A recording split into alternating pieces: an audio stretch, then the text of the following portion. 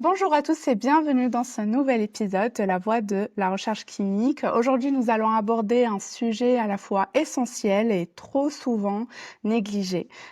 Pour en parler, j'ai le plaisir d'accueillir Soumaya Derbali Mechai, coach et expert dans son domaine.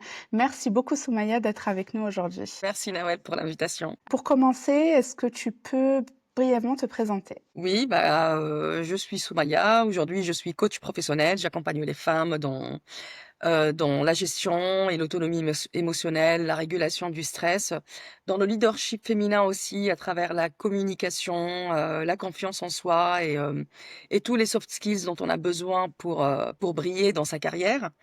Mais par le passé, j'étais aussi du côté de la recherche clinique. J'ai fait plus de 10 ans dans la recherche clinique où j'ai commencé en arc junior jusqu'à un poste de chef de projet et manager, dans une entreprise de dispositifs médicaux. OK, très bien. Donc, c'est une ancienne professionnelle de la recherche clinique, qui est complètement sortie du domaine.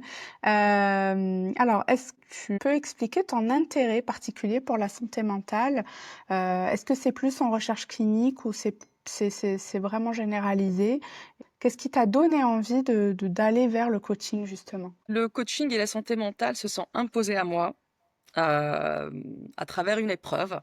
Il y a quelques années, en fait, j'ai fait face à un burn-out assez costaud, assez puissant. J'étais encore dans la recherche clinique et en fait, dans cette épreuve, j'ai commencé à faire un travail introspectif et à me poser des questions sur comment j'en suis arrivée là. Et j'ai découvert donc dans tous les parcours d'accompagnement que j'ai fait, que ce soit des psys, des ostéos, des kinés, on en parlera après, le corps en fait et l'impact sur le corps. Je me suis aussi, faite coacher pour comprendre en fait, parce que j'avais besoin d'avoir une réflexion et comme on est cartésien, on est dans le mental quand on est dans ce milieu scientifique en fait de la santé.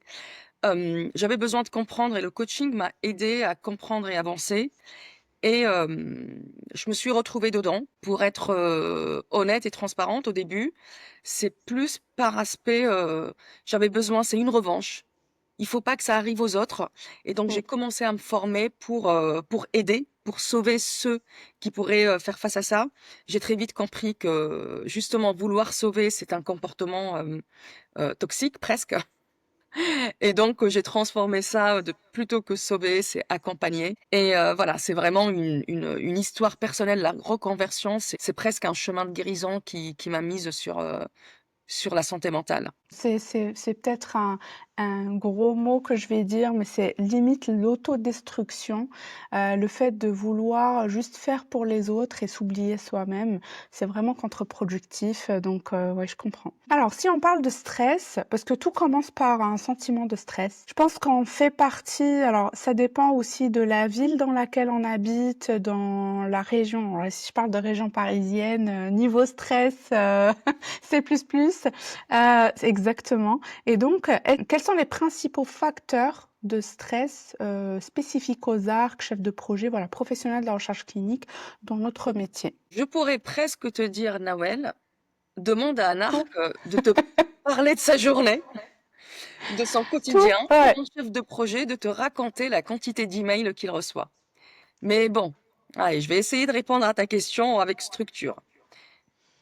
Commençons par le métier de l'arc. Le b.a.-ba de ce métier, c'est le monitoring des données. Et qui dit monitoring dit focus. En fait, t'as pas le droit à l'erreur quelque part. Tu peux pas te tromper. Tu peux pas louper un AE, AEG, adverse event. Non, UG, ouais. je l'ai franglé Ouais, en France. un EIG. SAE, voilà. Tu peux pas louper une non-conformité. Tu peux pas te permettre de ne pas retrouver, je te dis ça parce qu'à chaque fois je raconte la même histoire, perdre une boîte de médicaments quand tu travailles sur le cancer en phase 2. Tu peux pas dormir quand tu as perdu une boîte de médicaments. Les database lock, en fait, ces périodes de gel de base, normalement, elles sont anticipées, elles sont un peu, organisées, mais quand ça arrive, tu as l'impression que c'est un imprévu. Tu sais, tout le monde est la tête dans le guidon, donc c'est beaucoup de stress parce que quand tu as beaucoup de centres et beaucoup de patients, tu as des, dizaines, voire des centaines, voire des milliers de queries. Quand tu es un chef de projet, tu es responsable de plusieurs milliers de queries et il faut absolument qu'elles soient toutes clean et que ton tableau la veille ou 48 heures avant le gel de base pour éviter justement les problèmes, ton tableau soit à 0 queries.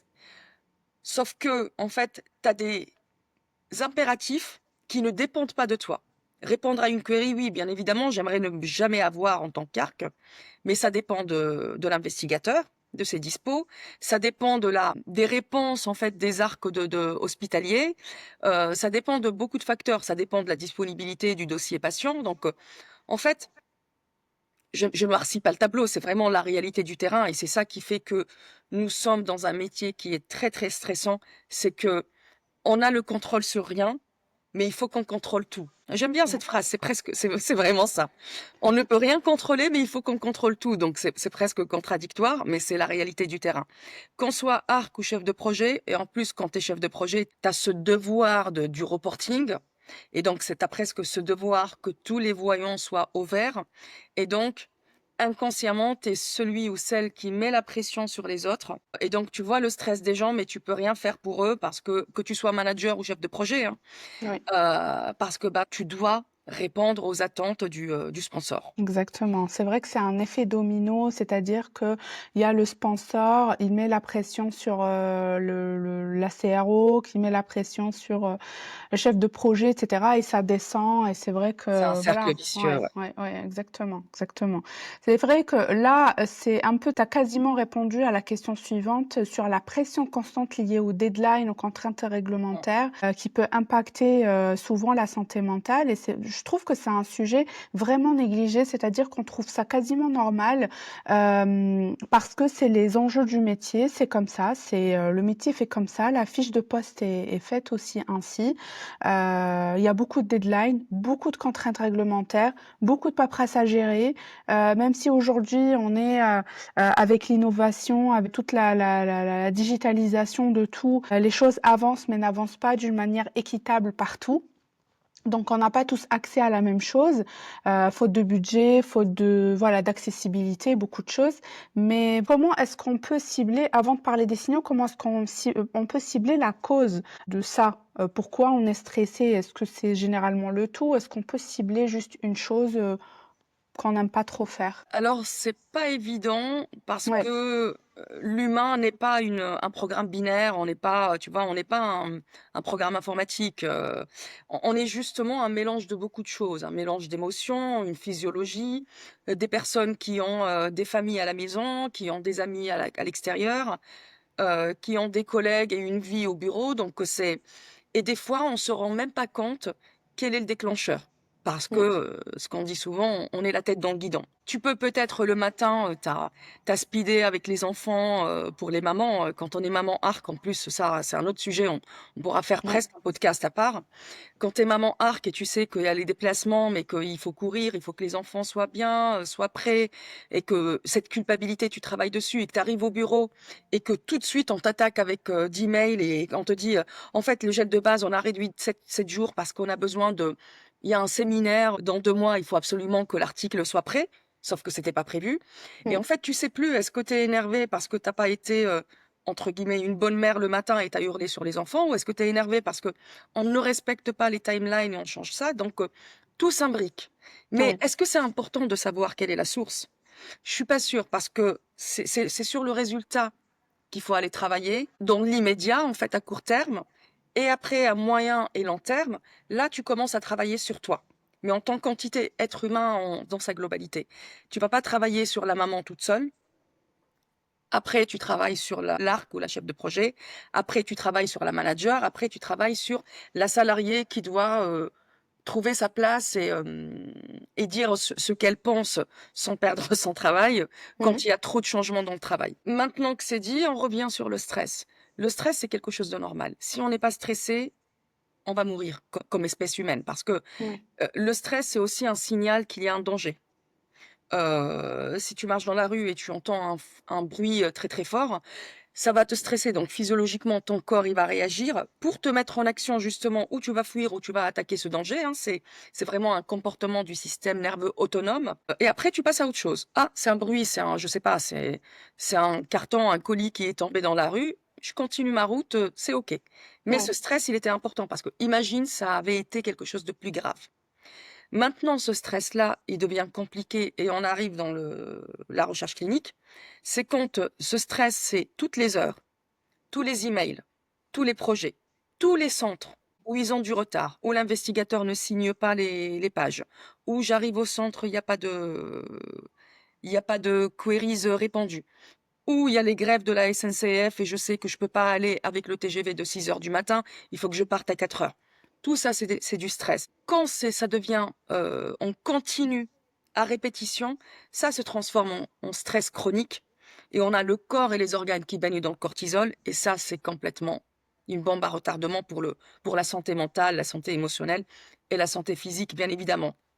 Donc, savoir quelle est l'origine de ce stress, ce serait pas la question pour moi aujourd'hui avec le recul, de l'arc et de la chef de projet que j'étais, mais comment je fais face à ça? Comment ne pas sombrer? Parce que tu peux pas dire à ton promoteur ou à ton chef de projet ou au labo qui a payé des millions de dollars, pour faire cette étude: «Écoute, c'est trop stressant, moi j'en peux plus». Il va dire: «Bah, va voir ailleurs». Et c'est Oui, logique en fait. C'est à nous de nous adapter parce que c'est pas aujourd'hui les boîtes qui vont s'adapter à la pression mondiale. Du coup, le travail à faire plutôt qu'attendre que le changement vienne de l'extérieur, d'abord je commence à le faire à l'intérieur de moi-même. Donc, comment je peux réguler ce stress? Et si à un moment la réponse c'est tu n'es pas fait pour cet endroit, tu n'es pas fait pour ce métier, c'est très difficile à accepter. Je l'ai connu pendant mon burn-out, hein, c'était un énorme échec pour moi. C'est je suis nulle. Si je ne peux pas rester dans ce travail, c'est que je suis nulle. Je suis pas à ma place. Et c'est très difficile parce que c'était mon identité, la recherche clinique. oui. Donc, travailler sur soi pour un peu, quelle que soit la cause, je peux répondre aux situations. Et donc, là, si on parle de signaux, quels sont selon toi les signes précurseurs à surveiller attentivement pour prévenir justement l'épuisement professionnel ou, le burn-out? J'en ai parlé juste avant en parlant de cortisol et tout ça. On commence à le sentir dans le corps. J'ai mal au dos, j'ai toujours moi je sais par exemple si je donne une anecdote personnelle, Mmh. avec le temps et avec, j'étais chez le kiné et l'ostéo tout le temps parce que j'avais tout le temps mal au dos. J'ai réalisé que en fait, j'étais tout le temps comme ça. J'avais les épaules tout le temps comme ça et maintenant je me surveille, donc je baisse les épaules parce que c'est un truc normal en fait. C'est tu sais, quand tu Oui. vois les prédateurs, ils font ça pour attaquer. Sauf que toi, devant tes emails, tu pas besoin d'attaquer, tu attaques rien en fait, justement et du coup, c'est pas évident et ce qui est flagrant avec le recul, c'est de me rendre compte combien nous sommes déconnectés de nos corps, surtout pour nous qui travaillons dans le secteur de la santé. On parle des médicaments, on parle de la santé, on parle de la réparation des organes, on parle de plein de trucs. Mais nous, en tant qu'acteurs dans dans ces métiers, on est déconnectés de nos corps. Quand j'ai des douleurs cervicales, la nuque, quand j'ai la tête, j'ai des vertiges, euh, je digère mal. Je sais pas, moi, j'ai le ventre gonflé. Je suis sur le qui-vive, tu vois, je sursaute au moindre truc. Je Mmh. suis stressée. Mes humeurs sont super changeantes dans la journée. J'ai envie de rien. Tout perd du sens, en fait. Je deviens une vraie machine à travail parce qu'il faut travailler pour arriver à la fin du mois, pour attendre ce RTT, pour attendre ces 2, 3 semaines d'été. En fait, on vit par procuration des vacances d'été, tu vois. Et en fait, c'est ce truc où j'attends que demain ça va aller mieux. Je vis comme si j'attends que quelque chose d'autre, quelque chose change dans ma vie, C'est sauf ça. que je sais pas quoi. Et du Et coup, on ne vit pas le moment présent justement. c'est compliqué de le vivre le moment présent parce que justement à cause du stress. On Mmh. revient à la question précédente. Plus tu es stressé, plus tu es dans le moment. Soit tu es stressé par quelque chose qui t'est arrivé et tu restes dans le passé. Donc, j'aurais dû lui dire ça, j'aurais dû répondre. Et si la queries, et si j'avais vu le IG, peut-être que le patient aurait eu euh, un, un, un outcome différent. Et si demain je suis pas prise dans cette entreprise, et si ces CRO, elle ferme, elle met les clés sur la porte, et si, et si, et si. Et donc, je suis toujours hier ou demain, à hier ou demain. Et le stress, justement, le stress, c'est ce qui vient me préserver, c'est un instinct survie. Et donc, je suis stressée, donc je suis pas dans le moment présent. Le moment présent, Autant tu es réactive, en fait, au danger, donc je règle la situation, je passe à autre chose. Les animaux, le chat, il sursaute, après il finit de grignoter sa gamelle. Il Mmh. sursaute pas, il se met dans un coin, sauf dans un cas de trauma, bien évidemment, Oui. c'est un autre sujet. Mais tu vois, nous, on reste coincés dans ce truc, dans ces c'est comme si ce qu'on explique dans la physiologie aussi du stress et du corps, c'est, tu accélères pour éviter un danger ou un arbre qui tombe, sauf que tu n'as plus les capacités physiologiques de décélérer. Et du coup, en fait, tu arrives plus à enlever le pied de l'accélérateur. Et c'est le stress chronique. Tu es tout le temps en action et en réaction. Mmh. Revenir au moment présent nous permet aussi de se connecter au corps. Là, si toutes les deux on fait l'exercice, on se pose, tu vois, on improvise. Je vais me poser, je me dis, ok, comment ça se passe dans ton corps? Nawel, Soumaya, je vais scanner. Je prends juste 30 secondes de ma journée. Il faut, sans modération, tu vois. Moi, je sens comme je suis avec toi, on discute et tout. Je sens, voilà, que mon cœur, il bat vite. Je sens que ma respiration est rapide, mais alors, c'est une forme de stress physiologique, mais c'est parce que je suis dans l'action avec toi, je discute, je suis Oui. passionnée par le sujet, Mmh je mh. suis pas en danger. Mais c'est normal, mon corps, il fonctionne normalement. C'est un stress, mais il est bénéfique en fait, parce que c'est ça qui me met en action et qui me met attentive. Mais si je prends pas ces 10, 20, 30 secondes plusieurs fois dans la journée et me dire, OK, comment tu te sens maintenant dans ton corps? Je ne vais jamais me connecter à mon corps en fait. Et Mmh. du coup, je vais jamais pouvoir revenir au moment présent. Le corps, c'est la clé, c'est la solution. Ouais, ouais, tout à fait et puis c'est intéressant ce que tu dis par rapport aux signaux que le corps envoie parce que là, tu parlais de certaines choses et voilà, ça m'a fait penser à des périodes. C'est vrai que ce n'est pas en continu, mais personnellement, c'est vrai avec un enfant en bas âge, avec, beaucoup de choses à faire, beaucoup de choses à gérer, que ce soit les projets, les podcasts, la création de contenu. Voilà, ça fait vraiment des journées assez chargées Mmh. qu'on ne voit pas forcément. On voit juste une vidéo vite fait, mais voilà, c'est vrai que derrière, c'est des heures et des heures de travail. Mais c'est vrai qu'on a le fait d'avoir cette position assise tout le temps, eh bien, c'est pas, ça fait mal au dos. Là, au niveau des épaules, c'est vrai que ça m'a vraiment pensé à des moments, c'est vrai que parfois des moments, plutôt chargés Mmh. où j'ai plus mal au dos, je dors moins bien, je digère moins. C'est exactement ça et c'est vrai qu'il faut peut-être voir ces signaux-là. Bah, je pense que si on a ces signaux-là, tu me dis, hein, si je me trompe, il est déjà trop tard ou du moins, le mal est déjà fait, si le corps Non, pas commence forcément. à envoyer des signaux. Alors, typiquement, moi, tu vois, je suis très, très attentive, mais il y a des journées où je suis comme ça. Il y a des Oui. moments où j'ai mal au dos, il y a des journées où j'ai envie de rien. Mmh. Surtout, alors, une petite parenthèse, pour nous, les femmes, c'est encore plus compliqué parce qu'il y a ce côté, le cycle, avec les Mmh. différentes étapes, et ce côté hormonal, les variations Oui. hormonales. Ça nous rajoute encore du boulot, hein. La nature nous a gâtés, tu vois? Mais il y a des journées où c'est compliqué, où c'est ingérable pour moi et ça Oui. veut pas dire que ça y est, c'est trop tard pour moi de nouveau, en fait.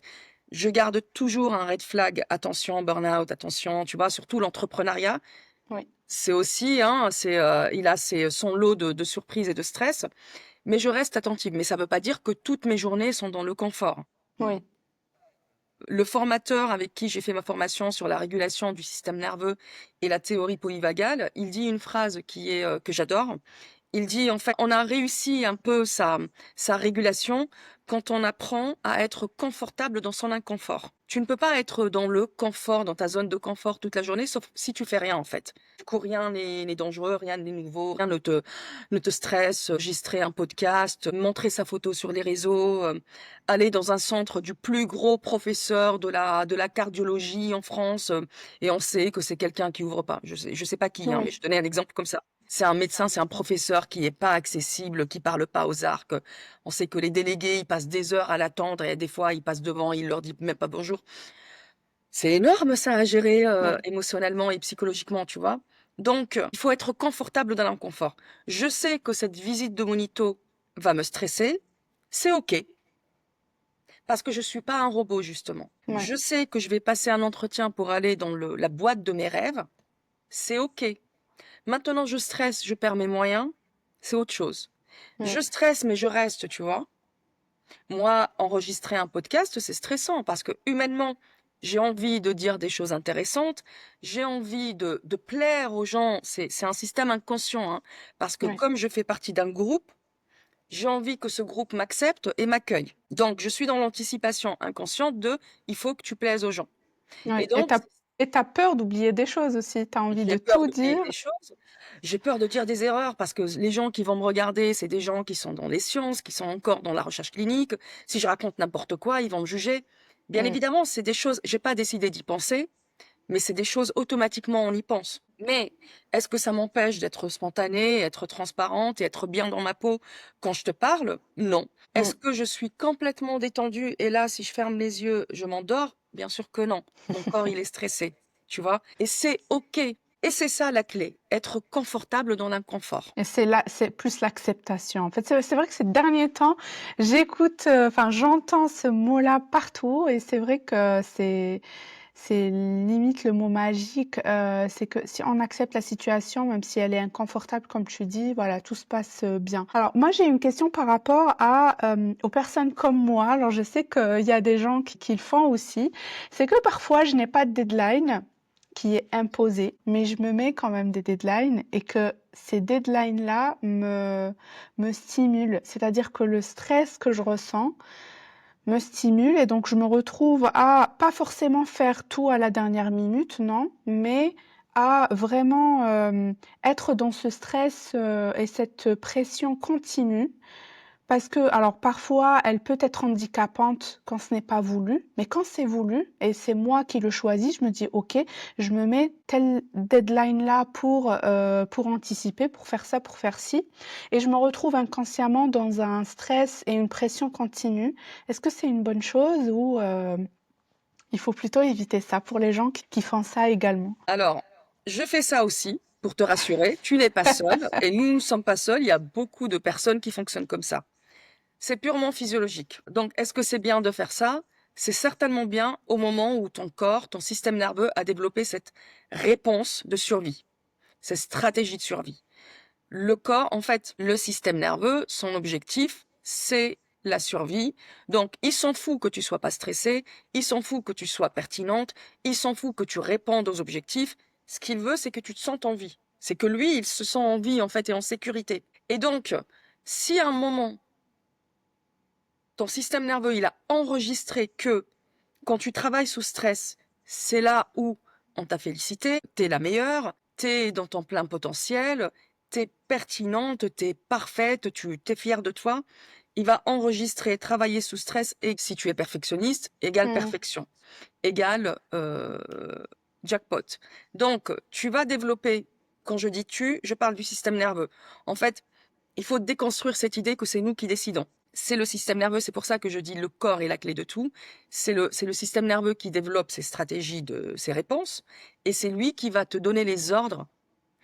Euh, L'information impressionnante qui m'a mise complètement, qui m'a laissé bouche bée, surtout nous qui avons fait des écoles, des études de bio, de sciences, de trucs comme ça, c'est que 80% des informations montent du corps vers la tête et via le nerf vague, mais quand même, ça fait 80%, et 20% vont de la tête au corps. Alors qu'on a toujours pensé que tout se passe ici, en fait, dans cette Oui. partie du corps. Sauf que d'abord, ça vient du corps et ça monte à la tête pour prendre les décisions. Donc, redonner au corps son plein pouvoir, en fait. Mmh. Reconnaître, c'est pas redonner. Il l'a, en fait. Il nous demande pas la permission. Et donc, est-ce que c'est normal? Oui, parce que c'est comme ça que tu kiffes les choses. Et c'est comme ça que ton corps, en fait, c'est là où il te pousse.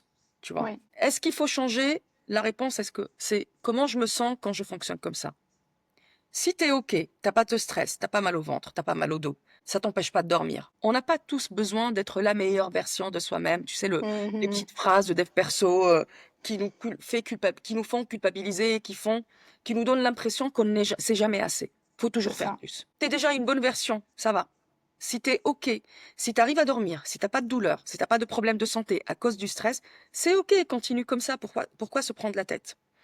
Peut-être que je vais fâcher des gens de développement personnel, mais honnêtement, c'est ce que je prône. Oui. Mais Si en travaillant comme ça, tu es stressé, tu plus à dormir, tu manges tout et n'importe quoi, ou tu manges plus du tout, tu as des boutons, tu fais de l'eczéma. Si tu as des réactions, tu es agressive ou tu n'oses plus parler à personne, tu t'isoles, c'est que ce mode de fonctionnement n'est pas bon pour toi. Et c'est là où il faut aller réguler le système nerveux parce que comme c'est lui qui décide, c'est pas en lisant un livre qui te dit c'est comme ça qu'il faut poser ses deadlines. Non, c'est en allant à la source justement du comportement. Je donne un exemple tout bête. Si tu as un petit chien à la maison qui va déchirer le canapé à chaque fois qu'il s'énerve ou il s'excite, il joue. Tu vas pas aller changer le canapé, tu vas aller éduquer le chien. Mmh. Le système nerveux, c'est comme ce chien qui, quand il voit un canapé en cuir et qu'il est tout excité, il est content que son maître ou sa maîtresse est rentré, il va déchiqueter le truc. Ouais. Tu vas éduquer le système nerveux. Et je l'éduque, slash je le régule, en allant faire des exercices somatiques, de la respiration, de la marche, se faire accompagner. Il y a énormément de choses à faire. On va pas tout faire, mais il y a des choses qui sont compatibles avec notre système Ouais. dysfonctionnel. Nous avons tous des systèmes nerveux dysfonctionnels, c'est pour ça qu'on surréagit souvent. Donc, c'est OK si tu le vis bien. Il faut faire quelque chose si ça a un impact négatif sur ta santé. OK. C'est Et juste ça. là, tu viens de parler de, un peu des techniques qu'on peut faire, donc la marche, technique de respiration et cetera et c'était justement la question suivante sur les bonnes pratiques ou les habitudes que tu recommandes, si on peut en citer 2-3 vraiment efficaces, que tu recommandes pour, gérer efficacement le stress au quotidien? C'est difficile à répondre parce que si je donne 2-3, c'est sympa dans les posts LinkedIn parce qu'on aime bien les hooks, trois méthodes, trois moyens Ouais. de... Mais réellement, dans la vie réelle, chaque personne est différente. Moi, mon premier, je te donne un exemple parce qu'on dit l'activité et le calme. Je suis tellement une personne qui fonctionne sous le stress aussi, hein. Avant, j'étais une bombe à retardement. Aujourd'hui, dès que je détecte que j'ai dépassé la limite, je ralentis, mais j'ai besoin d'être comme ça dans cette énergie. Mais il y a mon premier cours de yoga, je l'ai fait il y a 20 ans. Je n'ai pas tenu. Quand je rentrais, j'étais tellement énervée alors que je faisais un cours de yoga que je n'arrivais plus à dormir. Aujourd'hui, si je passe une semaine sans aller à mon cours de yoga, je sens que quelque chose me manque. Donc, c'est que j'ai évolué, mon système nerveux, il a évolué et mes besoins ont évolué. Maintenant, pour revenir à ta question, je vais dire le tout premier truc à faire pour pas commencer. Tu vois, on dit la méditation. Bien sûr, c'est prouvé scientifiquement. La méditation et la gratitude, ça a un vrai effet sur notre santé physique, mentale et émotionnelle, les trois. Mais si tu n'es pas capable, nous deux qu'on appelle, en fait, on a un système nerveux, le sympathique, il est beaucoup plus actif que le parasympathique chez nous. Donc, si je suis en état sympathique toute la journée, me demander d'aller méditer, moi m'asseoir et méditer, j'ai des douleurs au dos insupportables. Parce que c'est une posture de danger pour moi. L'immobilité, c'est un danger pour moi, pour mon système nerveux. Et donc, si je te dis, premier conseil, c'est aller méditer, il y a des personnes, ça va aller, il y a des personnes qui vont détester. Et Mmh. donc, le premier truc, le tout premier truc, c'est aller à la rencontre de soi. Ça fait un peu dev perso, mais c'est vraiment ça. Connais-toi toi-même. De quoi j'ai besoin? Qu'est-ce qui me fait peur? Qu'est-ce que j'aime? Tu vois, moi, quand je fais des ateliers dans les écoles de commerce, je donne l'exercice, je travaille sur l'ikigai avec les étudiants. Je donne un exercice très simple, mais au début, ils sont choqués parce que c'est trop, et après, ça a vraiment un impact très positif. Écris 30 choses que tu aimes. C'est énorme. Déjà, c'est ça déjà 5, allez 10, on arrive à la limite, mais 30, c'est vrai que ça fait beaucoup. Mais crois-moi, au début, ils font la tête. Et je leur dis, OK. Et je donne une deadline aussi. Donc, 1 heure. Vous avez 5 minutes, vous avez 10 minutes. Au début, ils vont prendre que les choses extraordinaires. Les choses qu'ils aiment, c'est faire un voyage, s'acheter les dernières baskets, acheter le dernier jeu. Et après, ils font le tour. Et j'ai eu un étudiant, il s'est allé jusqu'à m'asseoir au bord de la mer, manger une crêpe, euh, regarder un épisode de ma série préférée. Des choses tellement Simple, ouais. simples qu'on oublie parce on est tellement dans le trop, dans le faire qu'on oublie ces choses simples. Mais prendre ce temps. Déjà, tu prends le temps, tu vas t'asseoir et tu vas penser qu'à toi. Et en plus, tu vas identifier les choses que tu aimes et tu vas te rendre compte que finalement, des fois, tu as besoin de très très peu pour te sentir bien et heureuse. Et en plus, se reconnecter à soi. Parce que quand tu penses aux choses que tu aimes, il y a des hormones, il y a des protéines, il y a des molécules, il y a des trucs. Physiologiquement, le corps, il est dans le kiff. Là, il baigne pas dans le cortisol, il baigne dans le bonheur, le corps. Mmh mh. Et du coup, c'est un cadeau que tu fais à ton corps de penser à des choses comme ça qui te font du bien. Et en plus, tu vas partir avec les étudiants, je leur dis: «Maintenant, vous partez avec cette liste, vous la sortez, moi aussi». Et j'ai une boîte où j'ai des trucs qui me font du bien. Il y a des trucs comme un massage qui vont me coûter une centaine d'euros et quand je peux pas, bah, je change de papier. Et il y a un truc où c'est, aller me faire un café et m'asseoir devant la télé. Ça me coûte Mmh. rien. J'ai du café à la maison, j'ai une télé à la maison, ça me coûte rien. Ouais, ouais. Ces moments-là que tu identifies, que tu te connais, tu reconnais quelles sont les choses qui te font du bien. On n'a pas tous besoin de faire exactement tous la même chose. Tout le monde n'a pas besoin d'un rooftop pour se sentir bien. Tout le Mmh. monde n'a pas besoin du dernier sac à main. Tout le monde n'a pas besoin du meilleur cours de yoga pour se sentir bien. Donc déjà, identifie et connais-toi toi-même. Ensuite, sur des moments, des instants T, trouve tout ce qui fait du bien en passant par tes sens. Pose sur ton bureau des huiles essentielles. Tu sniffes. Et en plus, c'est légal. Tu prends un truc, tu vas réactiver des neurones et tu vas réactiver des réseaux, des synapses et des trucs comme ça en sentant quelque chose qui te fait du bien. Moi, j'ai toujours de l'huile essentielle dans mes trousses, sur mon bureau, dans mes tiroirs, parce que un moment de stress ou un moment où j'ai envie consciemment de me faire du bien, je vais sentir. Là, c'est de la verveine. Mais il y a des huiles essentielles qui réagissent directement sur le système nerveux. Ouais. Je vais manger quelque chose qui me fait plaisir. C'est pas grave si c'est calorique, ça va. Tu vois? Quand ce n'est pas tous les jours, Quand c'est pas tous les à jours, tous les repas. je mets une musique que j'aime. Si j'ai besoin d'être au calme, je mets une musique qui me fait du bien. Si Mmh. j'ai besoin d'être dans... Moi, des fois, je mets le casque, je mets une musique où, tu sais, et je m'arrête quand j'arrive plus à respirer. Et là, j'ai Mmh. besoin d'action parce que j'ai un surplus d'énergie et je suis justement très, très stressée, j'ai besoin d'évacuer. C'est vrai que parfois, là, j'associe un petit peu le stress à la fatigue, donc quand tu parlais des signaux du corps, et cetera. Et parfois, lorsqu'on est stressé et donc fatigué, on se dit: «Bon, ben, je suis fatigué, stressé, donc je vais aller me reposer». Alors que parfois, on n'a pas forcément besoin de repos, on a besoin d'aller marcher, de faire des choses, de faire une activité, de se dépenser, comme tu parlais de surplus d'énergie, mais c'est pas forcément associé au repos parce que parfois on se repose et c'est contre-productif, on est encore plus fatigué. C'est pour ça qu'il faut se connaître. Moi, ça m'arrive des fois de me dire, oh là, j'arrive plus, c'est trop, je vais me reposer. Tu te Non, ça reposes, marche je pas. sors mon téléphone, je commence à scroller, parce que justement, cette inactivité, cette inhibition me donne l'impression que je suis en danger. J'ai trop d'énergie et je viens dire à mon corps, tais-toi, tu vois, Mmh. je l'enferme. Ou quand quelqu'un est trop fatigué et les potes lui disent, bah viens en soirée, ça va te faire du bien. Déjà que t'es vidé et tu vas à une soirée avec le bruit, les gens, la musique, les trucs, les transports et tout, tu vas encore aggraver ta situation. Donc comprendre, encore une fois, tu fermes les yeux, tu prends 5-10 secondes et dire, mais comment je me sens dans mon corps? Est-ce que je suis épuisée ou est-ce que je... C'est des fois, tu sens ton corps bouillir de Mmh. l'intérieur. Ouais, Quand il est ouais. en train de bouillir de l'intérieur, tu vas pas le coucher, il faut que ça sorte.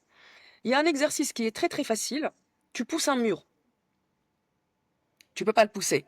Mais en fait, tu vas essayer. C'est comme si tu donnais l'information à ton cerveau que tu es en train de faire un effort extraordinaire. Et ça va faire sortir de l'énergie de ton corps. Commencer à sauter. Tu fais du surplace. Et moi, je mets un casque anti-bruit et je me mets à danser, mais à fond. Tu vois, la musique à fond, c'est pas terrible pour mes acouphènes, mais tu vois, m'isoler de l'extérieur et aller bouger. Mais quand je sens, tu dis, quand je suis stressée, je me sens fatiguée.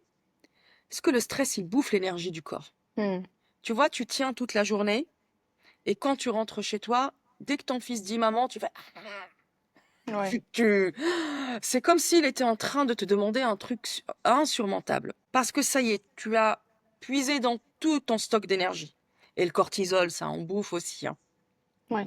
Et donc, moi, j'ai réalisé un truc il y a quelques mois. Je sors d'une formation de régulation de système nerveux, justement, et j'ai compris quelque chose. Il y a des fois, je suis agressive avec mon fils ou avec... alors, avec les gens, je me retiens parce que tu sais, c'est les injonctions. Mais avec mon fils, laisse-moi tranquille, allez, va dans ta chambre ou je m'enferme, je claque la porte. Et j'ai compris que quand j'ai faim, je suis en colère. C'est incroyable. Ça m'arrive aussi. Et en fait, comme je n'avais pas ce décodage, et c'est pendant la formation que je l'ai compris, des fois, l'émotion, il faut savoir d'où elle vient. Est-ce que je suis en colère parce que j'ai faim ou parce que je suis pas en colère, mais je suis stressée, il faut que je finisse un truc. Et du coup, Mmh. c'est l'activation, comme tu dis tout à l'heure, c'est la deadline. Comme des fois, je suis triste et je commence à penser à toutes les choses qui vont mal dans ma vie. Et je commence à ruminer tous ces tableaux noirs et me raconter des histoires. Sauf que juste, en fait, je suis triste parce que peut-être j'avais juste besoin d'un câlin. Ou que quelqu'un qui me tape sur le, me donne une tape sur le dos.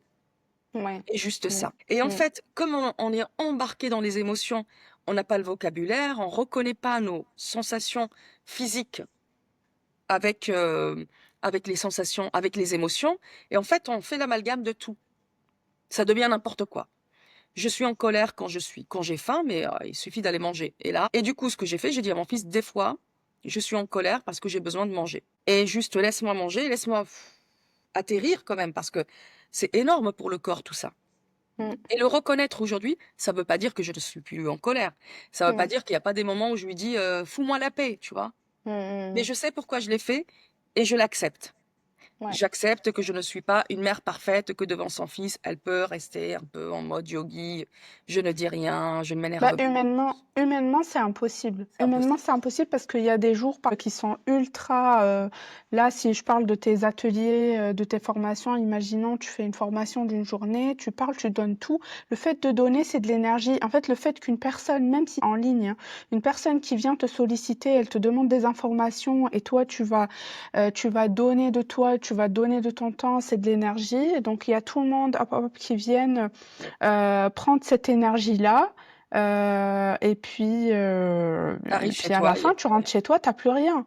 Et Complètement. honnêtement, je trouve ça triste parce que je me dis, ok, c'est les personnes les plus importantes dans notre vie, c'est la famille et voilà, c'est à la fin, enfin, on donne tout aux autres et à la fin de la journée, on n'a vraiment plus rien. On a juste envie de se reposer, on a envie de rester au calme, sauf qu'on ne peut pas lorsqu'on a des enfants. Donc oui, c'est un peu compliqué à gérer, Ouais. de trouver ce petit moment pour soi. Voilà, il faut On se faire craque. aider, il faut voilà, Ouais. s'appuyer sur le conjoint ou la famille ou autre. Mm.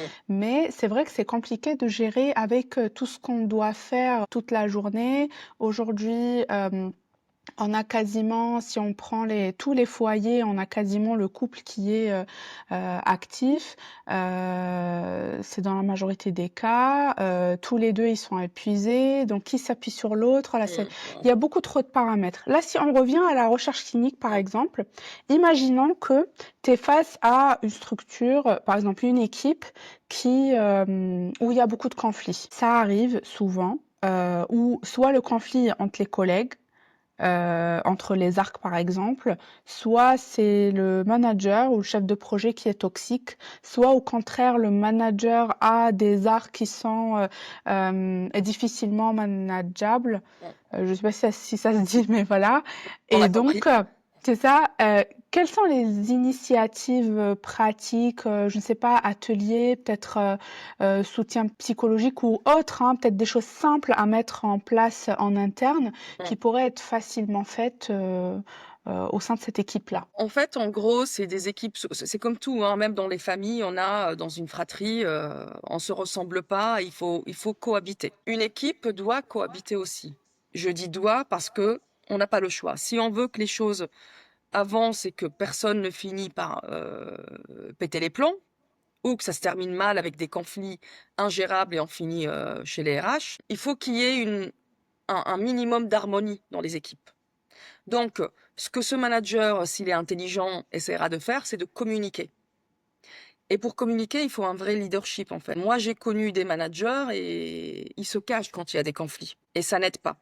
Parce que le manager lui-même, il a un problème de gestion ou il a une incapacité de gestion de conflits.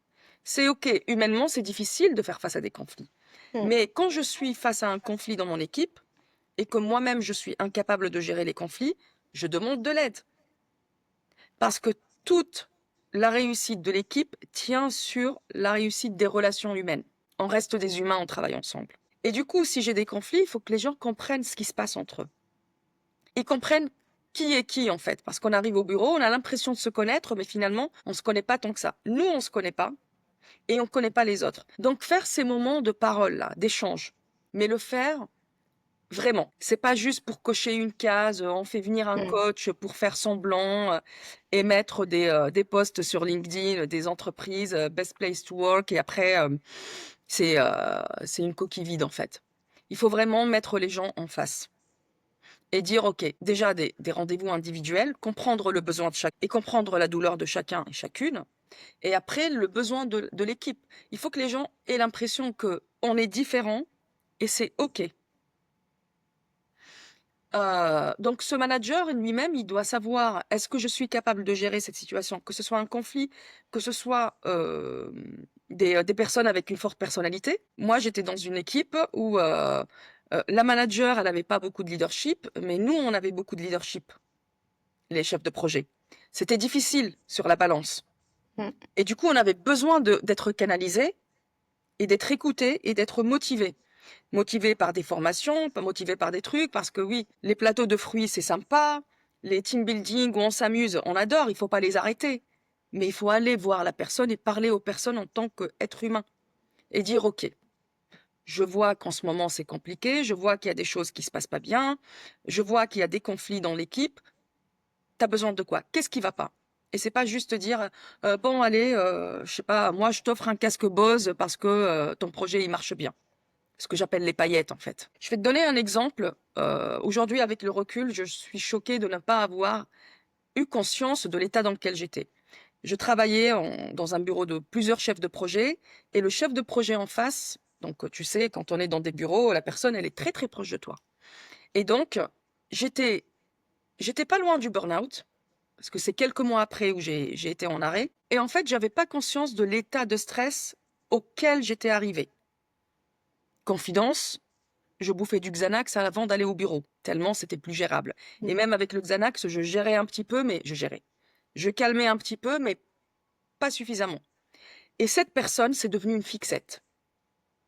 Ce que je raconte, c'est vraiment, c'était, comment te dire que le mal-être, ça peut nous transformer en être un peu méchant des fois. Mmh mh. Mais c'est pas contre les autres, c'est contre soi et contre ce qui se passe. On perd le contrôle de la situation.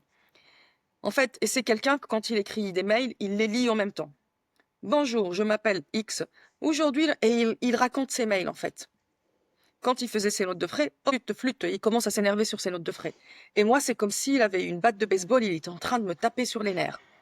Et quand il tapait sur le clavier, alors peut-être, ça faisait déjà 2 ans ou 3 ans qu'on était dans le même bureau, mais c'est ces 6 mois-là où son clavier m'insupportait, tu vois. Ouais. C'était le début de la fin pour moi. Et dès qu'il tapait, s'il te plaît, X, arrête. Et je commençais, et je suis devenue très désagréable avec lui. Je suis devenue limite, des fois, je pense que j'étais même méchante. Et je le reconnais, tu vois. Je sais pas s'il regardera, mais bon. J'étais même méchante. Je ne le supportais pas. Le voir était devenu un problème. Je suis allée voir les RH, ils ont changé le clavier de ce monsieur. Ça marchait pas. Il avait toujours quelque chose qui allait pas parce que c'était quelque part mon bouc émissaire parce que je ne comprenais pas ce qui se passait en moi. Et du coup, c'était lui. Alors, il n'était pas tout blanc, tout propre non plus, tu vois. Il y avait des vrais conflits dans notre groupe, dans notre service. Mais tu regardais vraiment les détails, c'est-à-dire Mais que en fait, tu ouais. tu sais, quand on est très stressé, on devient hyper vigilant. Mmh. Et moi, le moindre bruit attirait mon attention. La moindre erreur, la moindre remarque, le moindre truc, il me hérissait les poils, en fait. Ouais. Et donc, et ça a augmenté mon stress parce que je cherchais les sources de stress pour nourrir ce monstre qui était en moi, tu vois.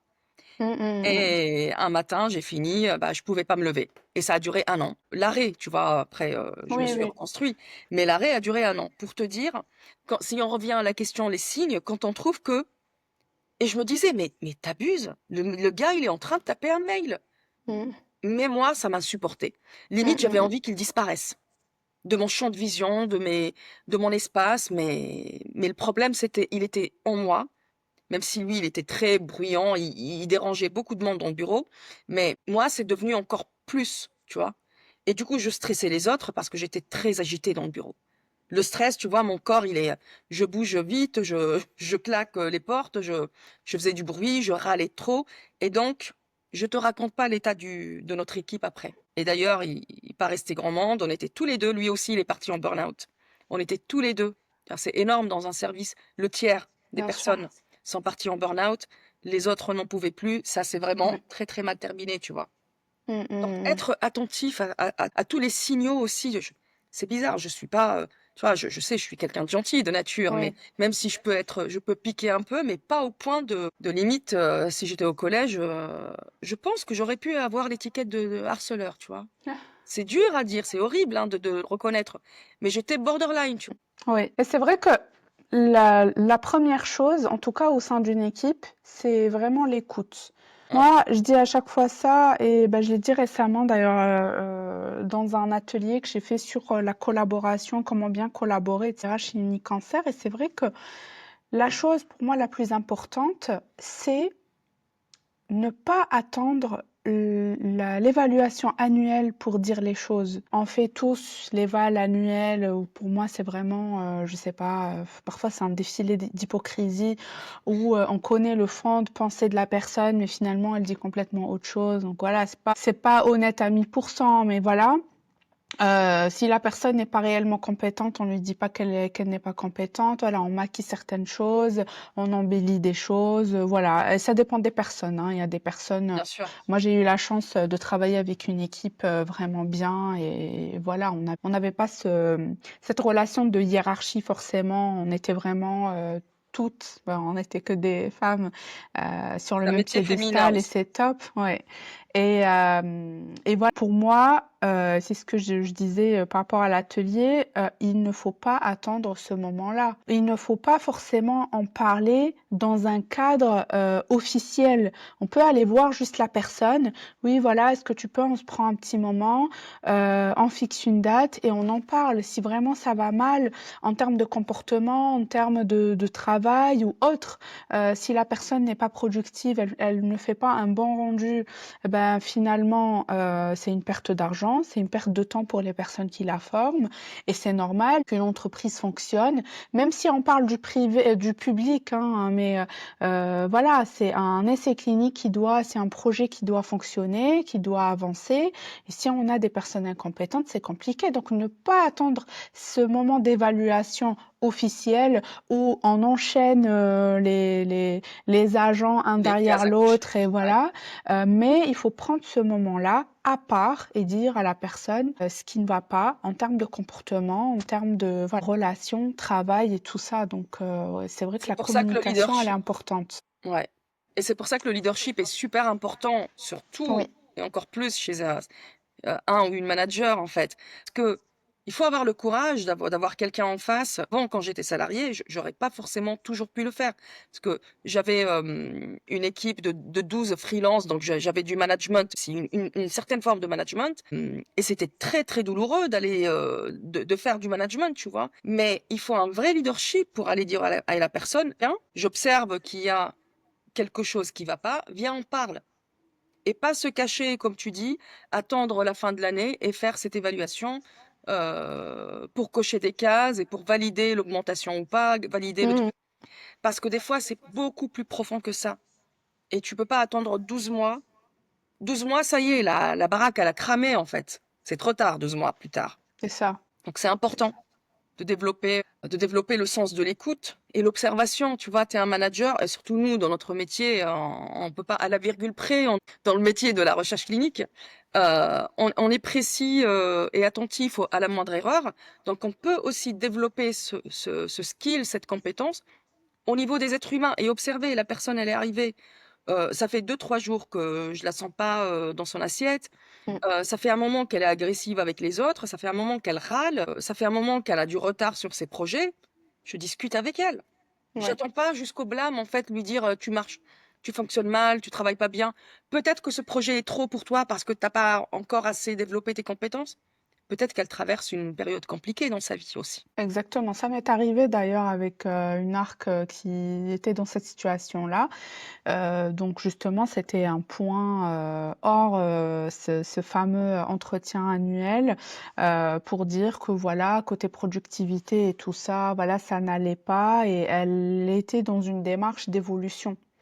Donc en fait, il fallait valider certains points pour, pouvoir, valider ou pas sa demande et donc finalement, cette période-là, bah, ça tombait mal parce qu'elle était dans une on a su qu'elle était dans une période, un peu compliquée, côté personnel et voilà, tu comprends beaucoup de choses. Bien sûr. Maintenant, je ne dis pas qu'il faut, forcément, laisser passer tout, c'est-à-dire l'idée, c'est vraiment de séparer la vie privée, c'est compliqué, hein, mais Mmh. séparer la vie privée du travail. Parfois, on n'est pas bien dans notre vie privée, il y a beaucoup de soucis, ou du moins c'est une période difficile qu'on passe, et ça se voit trop dans le travail. Donc peut-être qu'il faut, avant que les personnes puissent venir vers toi, là je parle aux auditeurs, mais vraiment venir vers toi et te dire, voilà, il y a un souci, tu bosses mal, on voit qu'il y a un problème.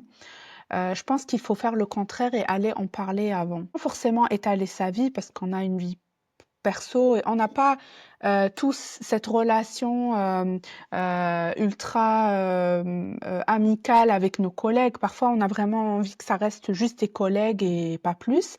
Mais je pense qu'il faut pas hésiter à en parler au moins à son N+1 pour dire: «Voilà, je ne sais pas, mon enfant est malade» ou «Voilà, j'ai ça, j'ai ci, je suis pas très en forme cette semaine», des choses comme ça pour que la personne puisse comprendre que c'est pas, parce que tu as plus envie de travailler, mais c'est juste que tu as des facteurs extérieurs. C'est compliqué en tout cas de se l'avouer. On n'a pas envie de montrer sa faiblesse et c'est une question d'ego aussi. Bien sûr, et c'est normal. Après, il faut garder en tête que l'autre en face, il va toujours essayer de comprendre. Le cerveau, il supporte pas à ne pas comprendre une situation. Oui, Donc, qu'on le veuille ou pas, il va interpréter. Et on sait que quand on interprète, on va toujours voir le verre à moitié vide, ou on va voir les histoires compliquées parce que justement, le cerveau, il va pas voir le positif parce que lui, son travail, c'est d'aller anticiper les dangers. Donc, il va pas dire cette collègue, non, elle est heureuse, elle est épanouie, elle a pas de problème de vie, en fait, tout va bien dans sa vie et des œillères, tu sais, tu vois. Donc, c'est pour ça que un N+1 qui a un vrai leadership, qui sait observer, écouter, réunir les gens ensemble. Bien sûr qu'on est au travail, on n'est pas à la maison. Souvent on dit on va pas au travail pour se faire des amis. Mais c'est des gens avec qui tu passes plus de temps qu'avec ta famille. Donc exactement, que tu le veuilles ou pas, tu crées des liens avec ces gens-là. c'est ça. Et si ces liens sont dans la sécurité, c'est encore mieux. Mmh, mmh, mmh. Ouais, tout à fait d'accord et mais là, si on parle, aux personnes, ARC ou chefs de projet qui quand je dis ARC, c'est pas vraiment que du côté promoteur, hein, mais Oui, vraiment oui, des j'ai 2 compris. côtés. Quels conseils tu peux leur donner aujourd'hui pour, ces personnes-là qui sont en difficulté mentale ou émotionnelle? Pour moi, le premier truc le plus important, c'est de pas rester seul. Ne pas rester seul. Dès qu'on sent qu'il y a des red flags qui arrivent, tu vois, parce qu'au début, on a discuté dans une de tes questions de éviter le burn-out, quels sont les signes précurseurs et comment je fais pour éviter ça. Mais si je me sens dans cette situation, ne pas rester seul. Parce que quand on est arrivé à ce point de, d'incontrôle de situation, comme moi quand je te disais avec mes collègues ou qui m'insupportaient dès qu'ils respiraient, limite, ça veut dire que ça y est, j'ai plus le contrôle. Mmh. J'ai perdu la main sur la situation et j'ai besoin d'aide de l'extérieur. Avant de réguler, de venir à apprendre, parce qu'on va me dire, apprends à réguler ton stress. C'est là, non, je peux pas. Là, je n'ai plus les outils, je n'ai plus les moyens, je suis en roue libre et j'ai besoin que quelqu'un de l'extérieur vienne m'extirper de ce délire dans lequel je me suis retrouvée. Et après, quand je suis hors de danger, je commence à travailler sur moi. Donc, ne pas rester seul, en parler avec des gens de confiance. Je ne vais pas prendre la première collègue qui prend le café avec moi et lui dire, tu sais, en ce moment, on ne connaît pas les intentions des gens. Bien sûr que, idéalement, dans un monde de bisounours, tout le monde est bienveillant, mais ce n'est pas toujours le cas. Donc et on a tous certainement des gens sympas dans son bureau, mais sympa ne suffit pas. Il faut que la personne il faut que tu te sentes en sécurité et tu te dis: «Elle, je peux tout lui dire». Et si c'est pas elle, c'est quelqu'un d'autre, en fait, c'est une amie, c'est le danger quand on raconte à des membres de la famille, c'est qu'ils vont toujours essayer de nous conseiller très, très vite parce qu'ils ne supportent pas notre souffrance et donc essayer de trouver de l'aide à l'extérieur, aller voir quelqu'un. D'abord commencer à en parler à son médecin traitant pour voir j'en suis où dans mon stress. Peut-être que je suis arrivée au stade d'anxiété. Peut-être que je suis arrivée au stade de stress chronique, voire, des signaux qui commencent à être pas bons et donc j'en parle à mon médecin et je vais me faire accompagner. Je vois quelqu'un, en fait. Ne pas me dire et jamais, jamais, jamais, c'est je vous en supplie, jamais dire: «Ça va passer». Je me suis dit: «Ça va passer» pendant 3 ans et pendant 3 ans, j'ai répété: «Si ça continue, je finis en burn-out». Ouais. Sans rien faire derrière. Sans rien faire derrière, bien sûr, j'ai fait du shopping, j'ai fait des massages, je me suis acheté plein de trucs, j'ai claqué de l'argent, je suis partie en vacances. Ça va passer. J'ai besoin d'une semaine au bord de la mer. J'ai besoin d'aller voir ma sœur. Mais en fait, on cherche la solution à l'extérieur, mais elle est à l'intérieur de soi. Ouais, tout à fait. Et en parlant d'accompagnement, c'est vrai que, je sais que tu fais plusieurs types d'accompagnement, plusieurs ateliers. Est-ce que tu peux en parler, à nos auditeurs? Bien sûr, avec plaisir. Alors, là, tu vois, typiquement, de mon expérience, j'ai retenu 3 piliers sur lesquels j'ai travaillé durement moi-même et qu'aujourd'hui je transmets.